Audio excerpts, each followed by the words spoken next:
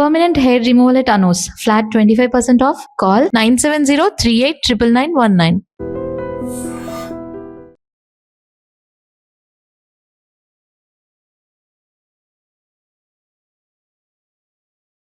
ఇంతైనా గాని మీరు వివేక్‌ని ప్రేమిస్తూనే ఉంటా అన్నారు. ఇంకో మాట ఏంటంటే నాకు ప్రాణహాని ఉంది అనేది.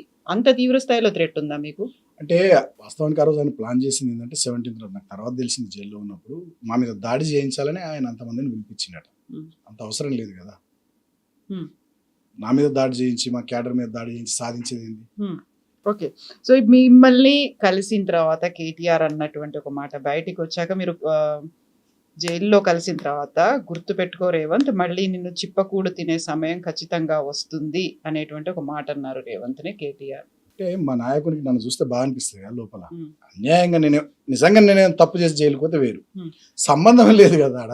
మరి అట్లాంటప్పుడు సరే మీరు అన్నట్టుగా మేము గెలిచి చూపిస్తాము, లేకుంటే ఏం చేస్తాము చూస్తాము, కానీ మళ్ళీ రేవంత్ని చిప్పకూడు అదంతా అనాల్సిన అవసరం ఏముంది? అంటే మీరు ఇటువంటి దుర్మార్గపూరితమైనటువంటి వైఖరులు ప్రదర్శించుకుంటూ కక్ష సాధింపు చర్యలకు దిగుతూ మా నాయకుల్ని కార్యకర్తల్ని దాడులు చేసి అక్రమ కేసులు పెట్టి జైళ్ళలో పెడితే రేపు మీకు కూడా ఇదే గతి పడుతుందని చెప్పారు కేటీఆర్ గారు. తప్పేం చెప్పారు? కంపల్సరీ తినాల్సిందే వాళ్ళంతా చిప్పకూడదు. మీరు చూస్తారు కదా. కానీ ఆయన వివేక్ని ఏమనలేదు కదా, డైరెక్ట్ గా సీఎం ఎందుకన్నారు? అంటే సీఎం అయినా వివేక్ అయినా ప్రభుత్వ పెద్దలే కదా. ఇప్పుడు నడిచింది నడిపించింది ఆయన, ఇద్దరు కలిసే కదా చేసింది. మధ్యలో ఏదో నేను పేపర్లో చూసినట్టు ఏదో 19 కేసులు నా మీద తిరగదోడు ఏదో పీడీ యాక్ట్ పెట్టాలని కూడా ప్లాన్ చేశారట. గంత అవసరం ఉంది సుమన్ మీద? అంత ప్రేమ ఎందుకు రేవంత్ కానీ వివేక్ కానీ? సో అక్కడికి వెళ్ళిన తర్వాత సుమన్లో ఏమైనా మార్పు వచ్చిందా? యాజ్ ఇట్ ఈస్ గా అలాగే ఉన్నారా? అంటే మార్పు ఏముంది, నేను న్యాచురల్గానే ఉన్నా. నాకు ఈ ఇబ్బందులు కష్టాలు, జైళ్ళు, కేసులు, కొట్లాటలు, గొడవలు, దెబ్బలు ఇవేం కొత్త కాదు కదా. యూనివర్సిటీలో ఒకసారి పోలీసులు విపరీతంగా నన్ను కొట్టి చనిపోయినా అనుకున్నా. తర్వాత కూడా 2-3 సందర్భాల్లో నా మీద లాఠీ చార్జ్ అయింది.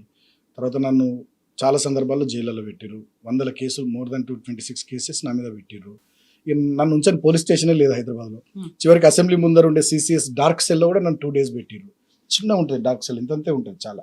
అక్కడనే తినాలి, అక్కడనే మలమూత్రాలు విసర్జించాలి, దాంట్లో పడుకోవాలి. అటువంటి దాంట్లో కూడా నన్ను 2 days అంటే మెంటల్గా ఇబ్బంది పెట్టాలనేటటువంటి, టార్చర్ చేయాలనేటటువంటి ఆలోచనతో ఉద్యమ సమయంలో మీకు గుర్తు చేస్తున్నప్పుడు హైదరాబాద్ సిరిఫామార్ అనే ప్రోగ్రామ్ తీసుకున్నాం మనం. టీఆర్ఎస్ విద్యార్థి విభాగం అధ్యక్షుడిగా నేను హైదరాబాద్లోని అన్ని కాలేజెస్లో మీటింగ్స్ పెడుతూ చివరి ప్రోగ్రామ్ ఇందిరా ప్రియదర్శన ఆడిటోరియంలో కేటీఆర్ నన్ను పిలిచిపెట్టిన.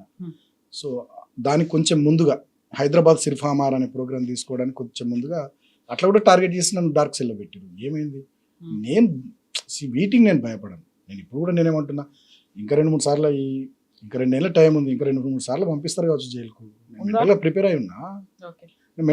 అయి ఉన్నా. జైళ్లకు కేసులకు భయపడడం కాదు, కానీ నేను ఏమంటున్నంటే ఇప్పటికైనా ఈ ధోరణి, ఈ వ్యక్తిగత కక్షపూరితమైనటువంటి వైఖరిని విడనాడి ప్రజలకు మీరు ఏం చెప్పారో ఆ పనులు చేయండి అని కోరుతున్నా తప్ప, ఇప్పుడు నన్ను పంపించారు ఏమొచ్చింది, ఈగో సాటిస్ఫై అయింది తప్ప దానివల్ల ప్రజలకు ఏమొచ్చింది, మీకేమొచ్చింది? మీరు తర్వాత కేసీఆర్ని కలిసి వచ్చారు ఫామ్ హౌస్కి వెళ్ళి, ఏమన్నారు ఆయన? సారు ఫీల్ అయినారు కొంచెం. ఏం కాదరా మన టైం వస్తుంది, 16 రోజులు నేను జైలు ఉంచారు కదా, చూసుకుందాం, మన టైం వస్తుంది, గట్టిగా ఉండి బిడ్డ, ధైర్యంగా ఉండి, పార్టీ మొత్తం నీ వెనుకుంటుంది అని చెప్పారు. సో పార్టీ మొత్తం నిజంగా కూడా కేసీఆర్ గారు ఎప్పటికప్పుడు మా అడ్వకేట్స్కి మాట్లాడడం ఏం జరుగుతుంది సారే మానిటర్ చేశారు. కేటీఆర్ గారు, హరీష్ గారు వీళ్ళంతా కూడా జైలుకి వచ్చి నన్ను పరామర్శించి గట్టిగా ఉండమని చెప్పారు. సో పార్టీ మొత్తం సపోర్ట్ ఉంది. ఆ రోజు లంచ్కి పిలిచినారు సార్, లంచ్కి పిలిచి కొంచెం ఫీల్ అయినారు. 16 రోజుల నుంచి అంటే అన్యాయమైన కేసు కదా, అక్రమమైన కేసు. నంబర్స్ క్లియర్గా కనబడుతున్నాయి కదా. 22లో 14 మాకు 7 వాళ్ళకు ఎలక్షన్ చైర్మన్ వైస్ చైర్మన్ కానియకుండా ధర్మం కోసం గుట్ల నన్ను తీసుకొని పోయి 16 రోజులు జైల్లో పెట్టిరనే దూరంతో వారు కొంచెం మన టైం వస్తుందిరా, నువ్వు గట్టిగా ఉండే, ఏం కాదు తెలుసు సార్కు నాకుండే క్లోజ్నెస్ మీకు తెలుసు కదా, ధైర్యం చెప్పారు. కలిసి భోజనం చేసినాం, ఒక 1.5 hours స్పెండ్ చేసినాం. సో గట్టిగా ఉండమన్నారు, ఇట్లనే ఫైట్ చేద్దాం, ఏం కాదు, మ్యాటర్ ఆఫ్ 2 years కదా బిడ్డ, ఏం కాదన్నారు. సో ఈ ఫైట్ ఇట్లానే కంటిన్యూ చేస్తుంటారా? ఇక మా బాధ్యత ఇప్పుడు ప్రధాన ప్రతిపక్షంగా మా పని ఏంది, ప్రజా సమస్యల మీద ప్రజల కోసం మాట్లాడడం, కొట్లాడడం, ఈ ప్రభుత్వాన్ని నిలదీయడం. అసెంబ్లీ వేదికగా కానీ, బయట ఫోరమ్స్లో కానీ, ప్రజాక్షేత్రంలో కానీ ఆ పని కంటిన్యూ చేయాల్సిందే కదా. ప్రజలు మాకు ఇచ్చిన పాత్రనే, ప్రధాన ప్రతిపక్ష పాత్రనే అది కదా. కొట్లాడు సార్ మీరు అని ఇచ్చారు, పోయిన 2 టర్ములు మీరు పని చేయరు మాకోసం అని ఇచ్చారు, ఈసారి మాకోసం కొట్లాడు అని ఇచ్చారు. అప్పుడు 10 ఏళ్ళ అవకాశం ఇస్తే పని చేసిన వాళ్ళకు ఇప్పుడు కొట్లాడమనే పాత్ర ఇస్తే కొట్లాడుతుంది. సో ఇప్పుడు సుమన్ దగ్గర నుంచి కొంచెం మళ్ళీ మనం అదర్ ఇష్యూస్ కూడా మాట్లాడితే, మీరు జైలు నుంచి వచ్చిన తర్వాత న్యాయం గెలిచింది, ధర్మం గెలిచింది, ఇట్లాంటి మాటలు అన్నారు కదా. కరెక్ట్ గా అవే మాటల్ని కవిత కూడా అన్నారు. బెయిల్ మీద బయటకు వచ్చిన తర్వాత సత్యమేవ జయతే అన్నారు, సత్యమే గెలిచింది అని అన్నారు. బట్ మళ్ళీ సిబిఐ విచారణ కోసం పిలిచింది, ఇంటి దగ్గరకు వచ్చిండ్రు, హైకోర్టు కూడా దాన్ని మళ్ళీ రీవోక్ చేయమని అన్నది. అక్కడ ఏమవుతుంది, దాని గురించి ఏమైనా కేసీఆర్ మాట్లాడినరా? సార్ నాతో నేను మాట్లాడాను. వాస్తవానికి ఇన్ఫాక్ట్ అది లిక్కర్ పాలసీ అనేది ఢిల్లీ ప్రభుత్వం తీసుకొచ్చిన ఒక విధానపరమైనటువంటి నిర్ణయం. దాంట్లో ఏం లేదు, కేవలం మా పార్టీని బదనం చేయడానికి, అక్కడ ఆమ్ ఆద్మీ పార్టీని ఇబ్బంది పెట్టడానికి ఆనాడు బీజేపీ కేంద్రంలో ఉన్నటువంటి ప్రభుత్వం కక్షపూరితంగా కుట్రపూరితంగా పెట్టినటువంటి కేసు. ఏముంది దాంట్లో? ఇప్పటివరకు ఏమైనా దొరకబట్టిర్రా? ఏమైనా ఆధారాలు చూపెట్టగలిగిర్రా? ఏం లేదు. అదొక స్టేట్ గవర్నమెంట్ పాలసీ. ఆ స్టేట్ గవర్నమెంట్ పాలసీలో అక్కడ ఉన్నటువంటి ఆమ్ ఆద్మీ పార్టీని కానీ ఇక్కడ ఉన్నటువంటి బీఆర్ఎస్ పార్టీని ఇబ్బంది పెట్టాలని అన్యాయంగా పెట్టినటువంటి కేసు. అదో పిచ్చి కేసు. దాంట్లో ఏముంది? అసలు ఏం లేదు. కేవలం మమ్మల్ని బదనం చేయడానికి మా ప్రభుత్వాన్ని, అక్కడ ఆమ్ ఆద్మీ ప్రభుత్వాన్ని, ఈ రెండు పార్టీలను టార్గెట్ చేసి భారతీయ జనతా పార్టీ చేసినటువంటి కుట్ర. అదే లిక్కర్ కేసు తప్ప అది కేసు కాదు, పాడు కాదు. అదొక పాలసీ, ఢిల్లీ ప్రభుత్వం యొక్క పాలసీ. వివిధ రాష్ట్రాలు వివిధ అంశాలలో ఎట్లయితే పాలసీలు ఫార్ములేట్ చేసుకుంటే వాళ్ళు అట్లా చేసుకున్నటువంటి ఒక పాలసీ. ఇన్ని రోజులైంది, ఏమైనా తెలుసగలిగారా నిజంగా? మీరు చెప్పండి, నిజంగానే దాంట్లో ఏమైనా ఉంటే ఆగుతుందా? సో ఇప్పుడు మళ్ళీ ఆ కేసును తిరగదోడే ప్రయత్నాలు జరుగుతున్నాయి అనేది, రౌజ్ ఎవెన్యూ కోర్టు దాన్ని కొట్టేసింది అనే మాట, ఆ తర్వాత వినిపించినటువంటి బోల్డ్ అని రాజకీయంగా వ్యాఖ్యలు, స్టేట్మెంట్స్ అనేవి వచ్చాయి. బీఆర్ఎస్ పార్టీ ఓటమికి ఆ కేసే కారణమైందా, దాని అరెస్ట్ కారణమైందా? అంటే ఆ రోజుల్లో మమ్మల్ని బదనం చేయడానికి, మా పైన దుష్ప్రచారం చేయడానికి, అక్కడ ఆమ్ ఆద్మీ పార్టీ మీద కానీ ఇక్కడ బీఆర్ఎస్ పార్టీ మీద కానీ దుష్ప్రచారం చేయడానికి దాన్ని ఒక అస్త్రంగా భారతీయ జనతా పార్టీ, కాంగ్రెస్ పార్టీలు వాడుకున్నాయి. తెలంగాణ ప్రజా జాగృతి అనేటువంటి ఒక పేరుతో కవిత పార్టీ పెట్టబోతోంది అనేది, గతంలో తెలంగాణ రాష్ట్ర సమితి, ఆ తర్వాత భారత రాష్ట్ర సమితి, మీరేమో తెలంగాణని వదిలేశారు. మేమేమో వదిలేయలే, తెలంగాణ మా గుండెలో ఉంది. మీ గుండెలో ఉంది, తెలంగాణ మా గుండెల్లో ఉంది. తెలంగాణ అంటే కేసీఆర్, కేసీఆర్ అంటే తెలంగాణ. Telangana emotion KCR, KCR emotion Telangana. అది ఎటు పోదు. భారత రాష్ట్ర సమితి అన్నంత మాత్రం తెలంగాణను విస్మరించినట్టు కాదు. ఆనాడు ఉన్నటువంటి పరిస్థితుల్లో ఈ రాష్ట్రంలో అమలవుతున్నటువంటి పథకాలు, ఈ రాష్ట్రంలో జరుగుతున్నటువంటి అభివృద్ధి ఇతర రాష్ట్రాల్లో కూడా కావాలి. అక్కడి ప్రభుత్వాల మీద, అక్కడి పార్టీల మీద ఒత్తిడి తీసుకొని రావడానికి మనం కూడా డెఫినెట్గా అన్ని రాష్ట్రాల్లో వీటన్నిటిని చేయడానికి మనం ముందుకు పోదామని ఒక విధానపరమైనటువంటి నిర్ణయం తీసుకుని తెలంగాణ రాష్ట్ర సమితిని భారత రాష్ట్ర సమితిగా చేసి దేశం కోసం మేము ఆ పని చేసినాం తప్ప మా స్వార్థం కోసం మేము ఆ పని చేయలేదు. ఇన్ఫాక్ట్ నేను ఒక మాట అడుగుతా, మీరు చెప్పండి, ఇదే భారతదేశంలో మనం నీళ్ళ గురించి స్వాతంత్రం రాకముందు నుంచి కొట్లాటలు జరుగుతున్నాయి. మనం మాట్లాడుకుందాం నీళ్ళ గురించి. ఇప్పుడు ముల్లపెరియార్ డ్యామ్ ఉంది, కేరళ ఇతర రాష్ట్రాల మధ్య గొడవ. ఆల్మట్టి ఎత్తుపెంపు ఉంది, కర్ణాటక ఆంధ్రప్రదేశ్ మధ్య గొడవ. కావేరీ నది జలాల పంపకం ఉంది, తమిళనాడు కర్ణాటక మధ్య గొడవ. కానీ ఇదే కేసీఆర్ గారు చాలా తక్కువ సమయంలో ఎగువనున్నటువంటి మహారాష్ట్ర నొప్పించి, దిగువనున్నట్టు ఆంధ్రప్రదేశ్ నొప్పించి కాళేశ్వరం ప్రాజెక్టును కట్టారు. భారతదేశ చరిత్రలో ఫస్ట్ టైం. ఇది హిస్టరీ, దీన్ని చాలా మంది చెప్తలేరు, చెప్పాలి. ఎగువనున్న ఒక రాష్ట్రం నిర్మించినటువంటి ప్రాజెక్టుకు ఎగువనున్నటువంటి ముఖ్యమంత్రి, దిగువనున్నటువంటి రాష్ట్ర ముఖ్యమంత్రి, మహారాష్ట్ర ముఖ్యమంత్రి దేవేంద్ర ఫడ్నవీస్ గారు, ఆంధ్రప్రదేశ్ ముఖ్యమంత్రి జగన్మోహన్ రెడ్డి గారు ఇద్దరు వచ్చి ప్రాజెక్టు ప్రారంభోత్సవ కార్యక్రమంలో పాల్గొన్నారు. అది రాజనీతిజ్ఞత. ఈ దేశానికి కావాల్సింది చిల్లర రాజకీయాలు కాదు, రాజనీతిజ్ఞత కావాలి. నీళ్లు కావాలి, వ్యవసాయం మంచిగా జరగాలి, రైతన్నలు బాగుపడాలి అనేటటువంటి ఆలోచనతో కేసీఆర్ గారు రికార్డు టైంలో 3 సంవత్సరాల కాలంలో ప్రపంచంలోనే అతిపెద్దదైన multi stage lift irrigation project కాళేశ్వరాన్ని కట్టి ఎగువ రాష్ట్రాన్ని దిగువ రాష్ట్రాన్ని నొప్పించి ప్రారంభోత్సవానికి వాళ్ళని కూడా తీసుకొచ్చారు. సో ఇట్లా అనేక రకాలైనటువంటి ప్రాజెక్టులు కానీ, సంక్షేమ కార్యక్రమాలు కానీ దేశమంతా విస్తరించాలి, దేశమంతా తెలవాలి, ప్రచారం జరగాలి.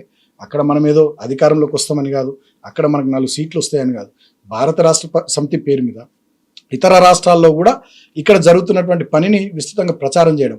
ఓ కేసీఆర్ కిట్టు, ఓ కళ్యాణ లక్ష్మి పథకం, ఓ ఆసరా పెన్షన్, ఓ దళిత బంధు పథకం, రైతు బంధు పథకం, రైతు బీమా పథకం, కాళేశ్వరం లాంటి ప్రాజెక్టు, మిషన్ భగీరథ లాంటి ప్రాజెక్టు, వీట కొత్త కలెక్టరేట్లు కానీ, కొత్త రెవెన్యూ డివిజన్లు కానీ. అంబేద్కర్ గారు చెప్పారు కదా, అధికార వికేంద్రీకరణ ద్వారా సామాన్యుడికి కూడా ప్రభుత్వ ఫలాలు అందుతాయని అంబేద్కర్ గారు ఎప్పుడూ చెప్పారు. సో దాన్ని అనుసరించి మేము చేసినటువంటి అధికార వికేంద్రీకరణ, ఇటువంటి అన్ని విషయాల మీద అన్ని రాష్ట్రాల్లో చర్చలు జరగాలి. అక్కడ అన్ని పార్టీలను అక్కడి ప్రజలు నిలదీయాలి. తెలంగాణలో ఇట్లా అవుతుంది, మా దగ్గర ఎందుకు ఇట్లా చేయరని అందరూ మాట్లాడే పరిస్థితి రావాలి అని చెప్పి కేసీఆర్ గారు తెలంగాణ రాష్ట్ర సమితిని భారత రాష్ట్ర సమితి చేశారు. అంతే తప్ప భారత రాష్ట్ర సమితిగా మేము మారడం వల్ల తెలంగాణను వదులుకున్నాం, భారతదేశంలో తెలంగాణ లేదా? ఇప్పుడు భారతీయ జనతా పార్టీ అంటున్నాం. భారతీయ జనతా పార్టీ వాళ్ళు దేశమంతా అనేక రాష్ట్రాల్లో విస్తరించారు కదా, వాళ్ళకి లేని ప్రశ్న మాకెందుకు వస్తుంది? కాకపోతే వాళ్ళ పేరు మార్చుకోలే కదా. ఫస్ట్ తెలంగాణ రాష్ట్ర సమితి, ఆ తర్వాత భారత రాష్ట్ర సమితి. ఒక దేశవ్యాప్తంగా ఇప్పుడు తెలంగాణలో చేసినటువంటి ఈ పథకాలు కావచ్చు, సంక్షేమ కార్యక్రమాలు ఇవన్నీ అమలు చేద్దాము దేశవ్యాప్తంగా అనుకున్నప్పుడు అక్కడ యాక్సెప్టెన్స్ రాలేదు. ఇక్కడ ప్రభుత్వం కూడా కోల్పోయింది. అది కూడా టీఆర్ఎస్ని బీఆర్ఎస్కు మార్చిన తర్వాత వచ్చినటువంటి ఎన్నికల్లో ఓడిపోయింది. ఇక్కడ ప్రభుత్వం ఓడిపోయింది, ఆ తర్వాత మీరు కూడా పోయారు కదా. అక్కడ ఎంపీగా ఉన్నారు, తర్వాత ఎమ్మెల్యే అయ్యారు, తర్వాత మీ ఓటమికి కూడా కారణం. నేను బలంగా చెప్తాను, మా ఓటమికి మేము ఏదో పేరు మార్చుకోవడం కారణం అనేది తప్పు. భారత రాష్ట్ర సమితిగా మేము భారత రాష్ట్ర సమితిగా పేరు మార్చి ఏదో ఇతర రాష్ట్రాల అధికారంలోకి వస్తామనేది కాదు. ఇతర రాష్ట్రాల్లో కూడా చర్చను లేవనెత్తి అక్కడి ప్రజలు, అక్కడి పార్టీలని, అక్కడి ప్రభుత్వాలని నిలదీయాలనేటటువంటి మా ఉద్దేశం నెంబర్ 1. నెంబర్ 2, కాలం కలిసి వచ్చి ఎంపీ సీట్లు ఎక్కువ వస్తే ఇతర రాష్ట్రాల్లో మన రాష్ట్రంలో కలిసి కేంద్రంలో ఇవాళ మీరు చూడరు, చంద్రబాబు నాయుడు గారు ఆంధ్రప్రదేశ్ ముఖ్యమంత్రి ఉన్నారు. వారు ఇప్పుడు ఢిల్లీలో కీలకమైన స్థానంలో వారి పార్టీ ఉంది. కాబట్టి వాళ్ళు ఎట్లా నిధులు తీసుకొని పోతున్నారు మనం చూస్తున్నాం. ఇతర రాష్ట్రాల్లో కూడా ఇప్పుడు బీహార్ ఉంది, ఎట్లా నిధులు వాళ్ళు తీసుకొని పోతున్నారు మనం చూస్తున్నాం. అట్లనే మనకి ఎంపీలు ఎక్కువ ఉండడం వల్ల భారతదేశ రాజకీయాల్లో మనకు మెరుగైన స్థానం ఉంటుంది. తద్వారా కేంద్ర ప్రభుత్వం నుంచి నిధులు ఎక్కువ తీసుకొని రావచ్చు అనేది ఒక ఆలోచన. రెండోది, భారత రాష్ట్ర సమితిగా మేము మారడం వల్ల ఓడిపోయినాం అనేదాన్ని నేను అస్సలే ఒప్పుకోను. ఎందుకంటే మా రంగు మారలే, గులాబీ రంగు, పార్టీ గుర్తు మారలే, కారు గుర్తు, నాయకుడు మారలే, కేసీఆర్ గారు. సో ఏదో తెలంగాణ నుంచి భారత కాగానే ఇక మొత్తం తెలంగాణ ప్రజలంతా మాకు వ్యతిరేకంగా ఓటేసారు అనడానికి అర్థమే లేదు. నిజంగా అటువంటి పరిస్థితి ఉంటే మేము 1.8% ఓట్ల తేడాతో మేము ఓడిపోము. 119 సీట్లలో 39 సీట్లు మాకు వచ్చినాయి. ఆల్మోస్ట్ 15 సీట్లు చాలా తక్కువ మార్జిన్లో మేము ఓడిపోయినాం. సో ఓటమికి చాలా కారణాలు ఉంటాయి. అప్పటికే 2 టర్ములు మేము పనిచేసినాం, కొంత యాంటీ ఇన్కంబెన్స్ ఉంటుంది. భారతీయ జనతా పార్టీ కానీ కాంగ్రెస్ పార్టీ కానీ మా మీద చేసినటువంటి దుష్ప్రచారాలు కానివ్వండి, తర్వాత కాంగ్రెస్ కూడా కొన్ని అంశాలు కలిసి వచ్చినాయి. వాళ్ళ 6 గ్యారంటీలు, 420 హామీలు, డిక్లరేషన్లు, వీళ్ళ ముఖాలను ఇక్కడ ఎవరు నమ్మరని SC/ST డిక్లరేషన్ చేవేలలో ఖర్గే గారిని తీసుకొచ్చి చెప్పించారు. కామారెడ్డిలో BC డిక్లరేషను సిద్ధరామయ్య గారిని తీసుకొచ్చి చెప్పించారు. సరూర్ నగర్లో యూత్ డిక్లరేషను ప్రియాంక గాంధీ గారిని తీసుకొచ్చి చెప్పించారు. వరంగల్లో రైతు డిక్లరేషను రాహుల్ గాంధీ గారిని తీసుకొచ్చి చెప్పించారు. అదే కాకుండా మీరు ఇంకా కొన్ని సంఘటనలు గమనిస్తే, సరిగ్గా మన ఎన్నికల 6 నెలల ముందు కర్ణాటకలో కాంగ్రెస్ ప్రభుత్వం వచ్చింది. ఇక్కడ వీళ్ళకి జోష్ వచ్చింది, కొన్ని పైసలు కూడా వచ్చినాయి అక్కడ నుంచి. First thing. Second thing, anti establishment vote 2 శిబిరాల మధ్య బీజేపీ కాంగ్రెస్ మధ్యలో చీలిపోయి ఉండే. బండి సంజయ్ గారు బీజేపీ ప్రెసిడెంట్ ఉన్నంత వరకు. బండి సంజయ్ గారిని ప్రెసిడెంట్ తీసేసి కిషన్ రెడ్డి గారిని వారు ప్రెసిడెంట్ చేయగానే యాంటీ ఓట్ అంతా వన్ సైడ్ కాంగ్రెస్కు షిఫ్ట్ అయింది. రెండోది. మూడోది, వీళ్ళు 83,000 కోట్ల కాళేశ్వరం ప్రాజెక్టులో 1,00,000 కోట్ల అవినీతి అని ఉదరగొడతా ఉన్నారు 7-8 సంవత్సరాలుగా. సో సరిగ్గా ఎన్నికల సమయంలోనే మేడిగడ్డ కుంగింది. అది కుంగలే, నాకు ఇప్పటికీ డౌట్, వీళ్ళు బాంబులు పెట్టి పేల్చేసి ఉంటారు. అంత దుర్మార్గులు వీళ్ళేం మంచోళ్ళేం కాదు కాంగ్రెస్ వాళ్ళు. సో దాన్ని కొంచెం ప్రజలు అరే ఇదేంది అని కొంచెం అటువైపుగా నమ్మినట్టు అనిపించింది కొంత మేరకు. సో ఈ కారణాలు. తర్వాత 2వ టర్మ్లో ఏం జరిగింది, కరోనా 2 దశల్లో కొంత ఇబ్బంది, కొంత అభివృద్ధి కానీ సంక్షేమ కార్యక్రమాలు కానీ అనుకున్నంత స్పీడ్గా పోకపోవడం.